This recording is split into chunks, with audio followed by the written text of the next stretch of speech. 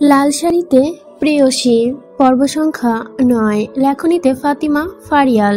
রাত তখন প্রায় ১১টা। চারদিকে নিস্তব্ধ। শহরের কোলাহল ধীরে ধীরে থেমে এসেছে। এক একটা গাড়ির হর্ন বা দূরের কুকুরের ডাক যেন অন্ধকারে ভেসে আসে এক একটা শব্দ মাত্র। এ সময়ে ক্লান্ত শরীরটা নিয়ে বাড়ির ভেতর প্রবেশ করল আহাদ রাজা মীর। হলঘরে ঢুকতেই তার জুতার শব্দে প্রতিধ্বনি তুলল চারদিকে। সেই শব্দ শুনে ছুটে এলেন তার প্রিয় সঙ্গী সিরিয়াস আর কোকো। দুটো পোষা কুকুর লাফিয়ে লাফিয়ে আহাদকে ঘিরে ধরল, যেন সারাদিনের অপেক্ষার পর প্রিয় মানুষটাকে পেয়ে আনন্দে উন্মাদ হয়ে গেছে তারা। আহাদ তাদের দুজনের মাথায় হাত বুলিয়ে দিল। ক্লান্তি সত্ত্বেও ঠোঁট কোণে হালকা হাসি ফুটে দাঁড়ালো। একটা লাল বল তুলে নিয়ে খেলা শুরু করলো। একবার ছুঁড়ে মারে, আবার তারা হুড়োমুড়ো করে দৌড়ে গিয়ে সেটা এনে আবার তুলে দেয়, আবার হাতে নেয়। ঠিক এভাবে চলতে থাকলো তাদের খেলা। ঠিক তখনই তার চোখ গেল ডান পাশের লাইব্রেরির কর্নারের দিকে। সেখানে উষ্ণ আলোয় টেবিলের ওপরে বসে আছে তার বাবা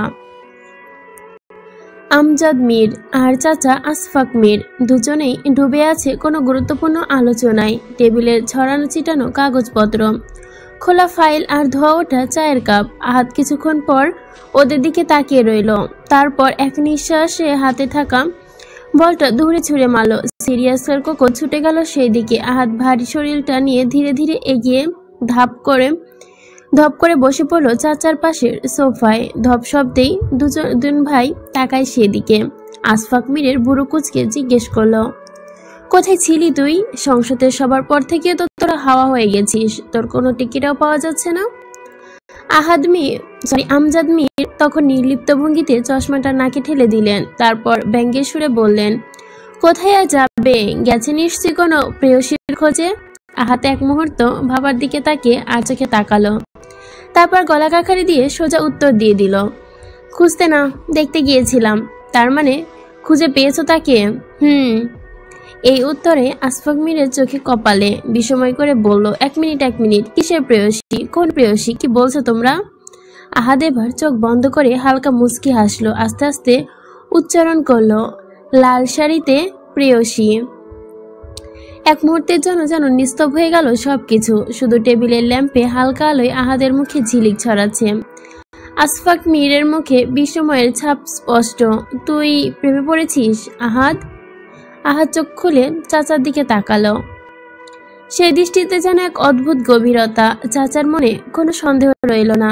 সিরিয়াসলি আহাদ রাজা প্রেমে পড়েছে? বিষয়টা কেমন অদ্ভুত না? আহাদ আবারও চোখ বন্ধ করে মাথাটা সোফার পেছনে এলিয়ে দিল। অতঃপর গভীর এক নিঃশ্বাস ফেলল। তার কণ্ঠে ভেসে উঠল নিস্তব্ধতা। অদ্ভুত তো বটেই চাচু, ভালোবাসা ব্যাপারটাই তো একটা অদ্ভুত রহস্যময়া জাল। ১৯ কোটির ৭০ লক্ষ বর্গমাইলের বিশাল পৃথিবীতে ৮০০ কোটি মানুষের ভিড়ে তবুও প্রেম এসে থেমে যায় কেবল একজনের দোরগোড়ায়। অদ্ভুত না? একজন মানুষ যার দিকে তাকিয়ে মনে হয় এই পৃথিবীর সমস্ত শব্দ থেমে গেছে, বাকি সবাই ধোঁয়ায় ঢাকা। তার জন্যই বুকের গভীর এক অদ্ভুত টান জন্ম নেয়, যে টান কোনো যুক্তি নেই, কোনো মানে নেই, কোনো ব্যাখ্যা চায় না। তাকে ছাড়া কোনো কিছুই অসম্পূর্ণ।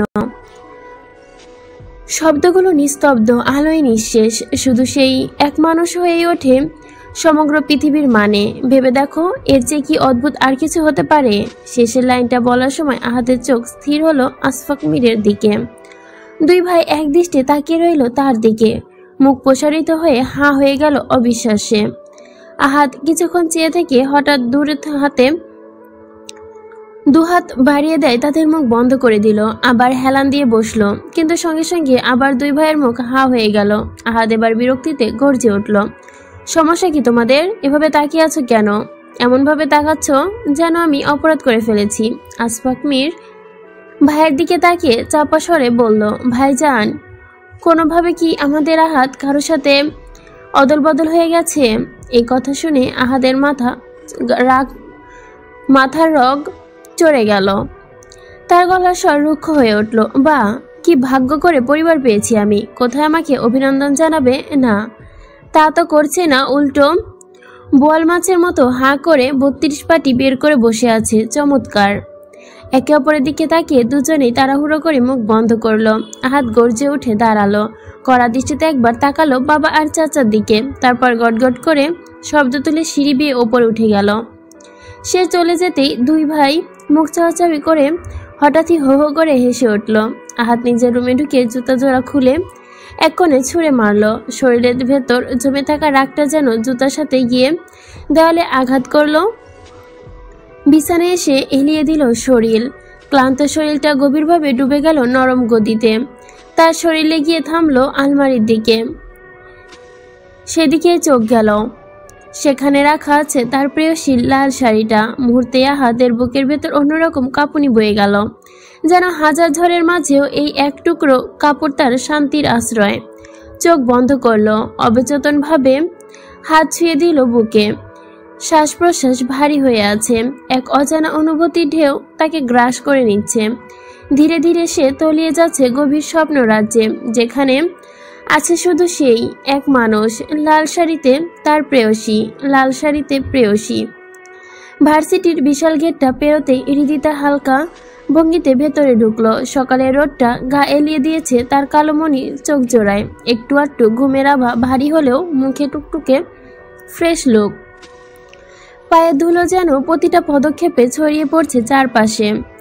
তার দুই পাশে অনিকা আর নীলা হাঁটছে। তিনজনের হাঁটার ছন্দ মিলেমিশে যেন কোনো এক সুর তুলেছে।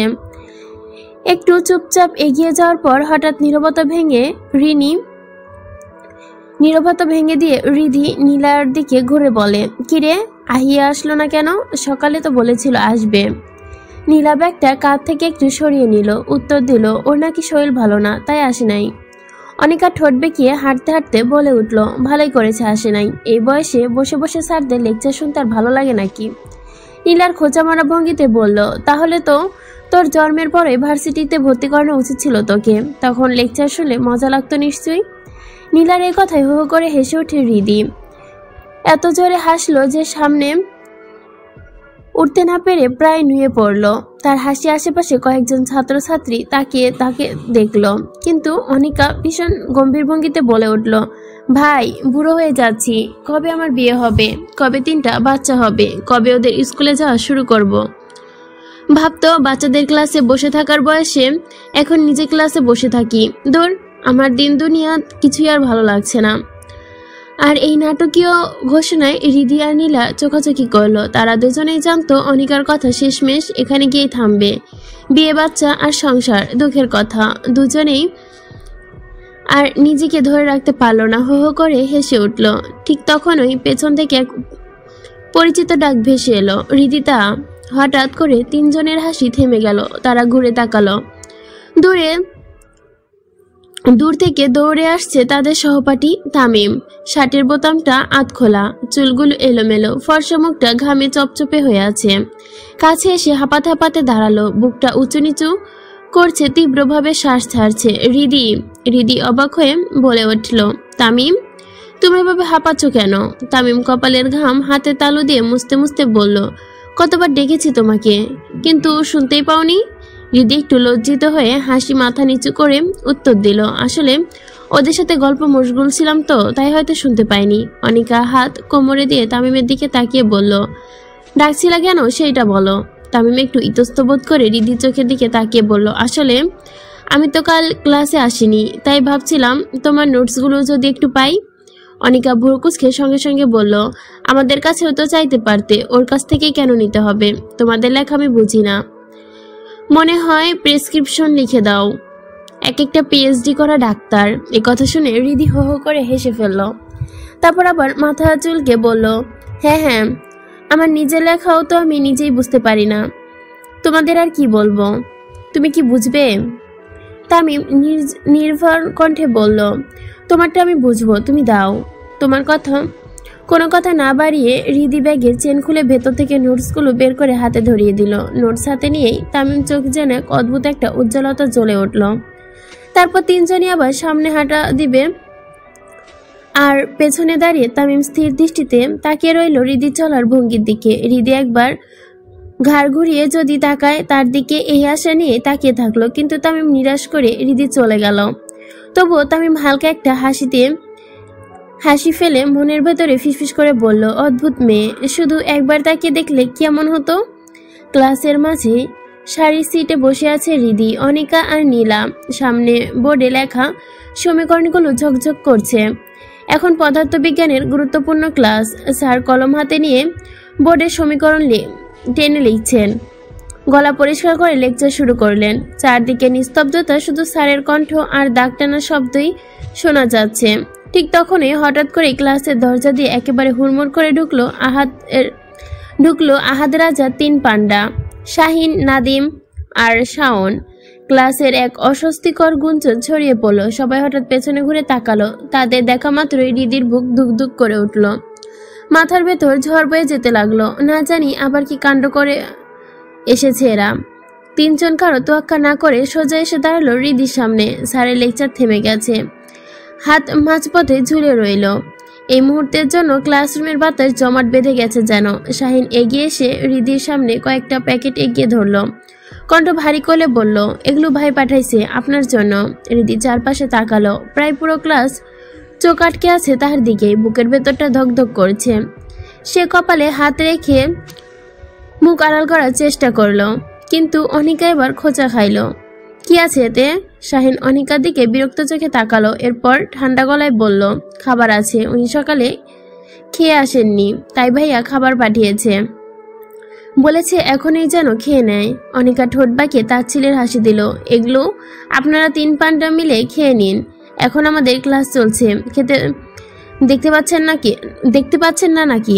শাহিন ঠান্ডা গলায় উত্তর দিল, আপনি এত হাইপার হচ্ছেন কেন? আপনাকে তো কিছু বলা হচ্ছে না। তারপর আবার প্যাকেটগুলো রিদির দিকে এগিয়ে দিয়ে বলল, এতে ভাইয়ের একটা চিরকুটও আছে। রিদির শরীরটা যেন জমে গেছে, হাতের তালু ঘামে ভিজে গেছে। শুকনো ঢোক গিলে কাপা কাপা হাতে প্যাকেটটা নিল। ভেতর থেকে কাগজের টুকরোটা বের করলো। তাতে স্পষ্ট লেখা, এখন এই খাবার না খেলে তোমার সাথে কি হতে পারে সেটা নিশ্চয়ই তুমি ভালো করেই জানো মিস জানু। চিরকুট পরেই তার গলা শুকিয়ে কাঠ হয়ে গেল। কাগজটা মুড়িয়ে নিল মুঠোতে, ধীর চোখে তুলে দেখলো সামনে দাঁড়িয়ে স্যার ক্ষীণ দৃষ্টিতে তাকিয়ে আছে। সেই চোখে ভরা ভার সইতে না পেরে ধরফর করে উঠে দাঁড়ালো। ব্যাগ কাঁধে নিয়ে ক্লাস থেকে দৌড়ে বেরিয়ে গেল। তার পেছনে ছুটলো অনিকা আর নীলা। বেরোনোর আগে অনিকা শাহিনের দিকে তীক্ষ্ণ দৃষ্টিতে তাকিয়ে ইচ্ছে করছিল তার পায়ে জোর করে একটা পাড়া দিল। শাহিন দাঁত চেপে মুখ খিচে বন্ধ করে নিল ব্যথায়, কিন্তু চুপ রইল। ক্লাসের বাইরে এসে রিদি দম ফেলে একটা বেঞ্চে বসলো। ব্যাগ খুলে সব প্যাকেট একসাথে মেলে ধরলো। অতঃপর তাড়াহুড়ো করে খাওয়া শুরু করলো। একবার এই প্যাকেট থেকে একবার ওই প্যাকেট থেকে কামড় দিচ্ছে, যেন এক একটা কামড়ি দিয়ে নিজের ভেতরের আতঙ্ক ঢাকতে চাইছে। তার এই অদ্ভুত খাওয়ার ভঙ্গি দেখে অনিকা অবাক হয়ে বলল, এভাবে খাচ্ছিস কেন? মনে হচ্ছে কতদিন ধরে খাওয়া হয় না তোর। কিছুই যেন খাস না একদম। আর আহাদ রাজা খাবার পাঠাইলেই খেতে হবে? রিদি মুখ ভর্তি খাবার নিয়ে অস্পষ্ট গলায় উত্তর দিল, থাপ্পড় খাওয়ার থেকে খাবার খাওয়া অনেক ভালো। তার দিকে হাত বাড়িয়ে বলে, এই নে তুইও খা। নীলা ঠোঁট ফুলিয়ে অনিকার দিকে তাকালো। গম্ভীর কণ্ঠে বলল, দোস্ত আমি বাসায় চলে যাচ্ছি। কেন? তোর আবার কি হলো? কিছু না, ভালো লাগছে না, মাথা ব্যথা করছে। রিদি তার দিকে একবার তাকালো। নীলা শুকনো একটা ঢোক গিলে হাসি দিয়ে ধীর পায়ে সেখান থেকে চলে গেল। অন্যদিকে একই সময় আহাদ রাজা বসে আছে কনফারেন্স হলে। গভীর পরিবেশ, দীর্ঘ টেবিল ঘিরে বসে আছে কেন্দ্রীয় সব নেতা। সামনে নথি, কাগজ, পানির বোতল। চলছে দেশের গুরুত্বপূর্ণ রাজনৈতিক আলোচনা। টেবিলে রাখা আহাদের ফোনটা হঠাৎ কাঁপতে শুরু করলো। স্ক্রিনে জ্বলে উঠলো শাহিনের নাম্বার থেকে ভিডিও এসেছে। আহাদ ফোন হাতে তুলে নিতেই ভিডিও চালু। চোখ আটকে গেল স্ক্রিনে। রিদি বেঞ্চে বসে চারপাশে ছড়িয়ে রাখা খাবারের প্যাকেট থেকে একবার এক একটা তুলে মুখে দিচ্ছে। মুখে খাবার ভরা, তার গলা দুটো ফুলে গেছে, মাঝে মাঝে চোখ এদিক ওদিক করছে। তার এই ভঙ্গি দেখে আহাদ শব্দ করে হেসে উঠল। মুহূর্তেই চারপাশে সব নেতা চুপ হয়ে গেছে, এক দৃষ্টে তার দিকে তাকিয়ে থাকলো। গম্ভীর আলোচনার মাঝখানে আহাদের এমন হাসি যেন বজ্রপাতের মতোই পড়লো। আহাদ তা বুঝতে পেরে তৎক্ষণাৎ মুখ শক্ত করে নিল। ফোনটা টেবিলের উপর রেখে সোজা হয়ে বসলো। শির দ্বারা সোজা করে 2 বাহু ঘুরিয়ে চোখে রাখলো কাগজের দিকে। মুখে অদ্ভুত গভীরতা। সবাই যখন আবার আলোচনায় মন দিল, তখনও তার ঠোঁটে এক ফোঁটা চাপা হাসি ফুটে উঠল। সে সেটা ঠোঁট চেপে সংযত রাখলো, কিন্তু বুকের ভেতর যেন এক মিষ্টি আগুন জ্বলছিল তার প্রেয়সী এভাবে খেতে দেখে। সবে চেতনেই হাসি চেপে রাখতে পারছে না। ভার্সিটি শেষ করে রিদি তার অনিকা এলো মির হাউজে। আহিয়ার শরীর খারাপ শুনে তারা ভাবলো একটু দেখে যাবে। মূলত দরজা পেরিয়ে ভেতরে ঢুকতে দেখে সোফার কোণে গুটিসুটি মেরে বসে ফোন কল করছে আহিয়া। তাদের দেখে হালিমা বেগম অবাক হয়ে এগিয়ে এলেন। আরে তোমরা? রিদি তার অনিকা একসাথে সালাম দিল। হালিমা বেগম সালামের উত্তর নিলেন, মৃদু হেসে বললেন, আহি এই দেখ কারা এসেছে। আহিয়া ফোনটা নামিয়ে তাকাতেই চমকে উঠে দাঁড়ালো। আরে তোরা এই সময়? অনিকা মুচকি এসে বলল, ভেবেছি তোর শরীর খারাপ, তাই একটু দেখে যাই। এখন তো দেখি দিব্যি ভালো আছিস। আহিয়া মুখ বাঁকিয়ে বলল, আরে একটু অস্বস্তি হচ্ছিল। এমন সময় ধপধপ করে পা ফেলে ভেতরে ঢুকলো আদিল। আহিয়ার সাথে তাদের দেখে একটু থমকে দাঁড়ালো, অতঃপর ঠোঁটের কোণে এক চিলতে হাসি টেনে এগিয়ে এলো। হাই বিউটিফুলস লেডি, আমি আদিল মির। সে হাত বাড়ালো রিদির দিকে। আদিল মির শুনে রিদি তার ঠান্ডা গলায় সালাম দিল, আসসালামু আলাইকুম। আদিল মুহূর্তে অবাক হয়ে গেল। রিদি তার সরলতা দেখে অতঃপর নাটকীয় ভঙ্গিতে উত্তর দিল, ওয়ালাইকুম আসসালাম। আহিয়া বিরক্ত হয়ে কনুই দিয়ে ভাইয়ের পেটে গুঁতা দিল, যা এখান থেকে। আদিল আহিয়াকে টেনে নিয়ে বলে, যাব না। আদিল্লার বাচ্চা, তোকে একটা লাথি দিয়ে উগান্ডা পাঠিয়ে দিব। দে না, দে দেখি তোর কেমন জোর। আমার তো উগান্ডা যাওয়ার অনেক ইচ্ছে, অনেক দিনের থেকে ভাবছি যাব, একটু দে। রাগে কাঁপতে লাগলো আহিয়া, চিৎকার করে বলল, চাচি আম্মা তোমার ছেলেকে কিছু বলো। রান্নাঘর থেকে হালিমা বেগম কড়া গলায় বললেন, আদি জ্বালাইস না ওদের। আদিল হেসে পিছু হাঁটলো। রিদি তার দিকে তাকিয়ে চোখ টিপি দিল, বাই বিউটি। আবার আহিয়ার চুল টেনে দিয়ে একটা ভেঙচি মেরে সিঁড়ি দিয়ে ওপরে চলে গেল। তাদের ভাই বোনের কাণ্ড দেখে অনিকা আর রিদি দুজনে স্তব্ধ। কিন্তু এর মধ্যেই হঠাৎ করে রিদির চোখ আটকালো একটা সবুজ চোখওয়ালা কালো কুকুরের দিকে। ধীরে ধীরে এগিয়ে আসছে তার ওই দিকে। রিদি ভয়ে দুই পা পিছিয়ে গেল। অবুঝ প্রাণীটা খেলতে চায় ভেবে আরেকটু এগিয়ে এলো। এতে রিদির ভয়ে তীব্র চিৎকার দিয়ে ছুটতে পালালো। কুকুরটাও দৌড়ে গেল তার পিছে দিকে। এরপর শুরু হলো ছোটাছুটি। হালিমা বেগম দৌড়ে এসে দাঁড়ালো আহিয়ার পাশে। আহিয়া চেঁচিয়ে বলল, আরে থাম, ও কিছু করবে না তোকে। রিদি কিন্তু কে শোনে কার কথা। মুহূর্তে ড্রয়িং রুমে শুরু হলো হট্টগোল। সোফার এপার ওপার টেবিল ঘুরে রিদি প্রাণপণ ছুটছে আর পিছু পিছু কুকুরটা।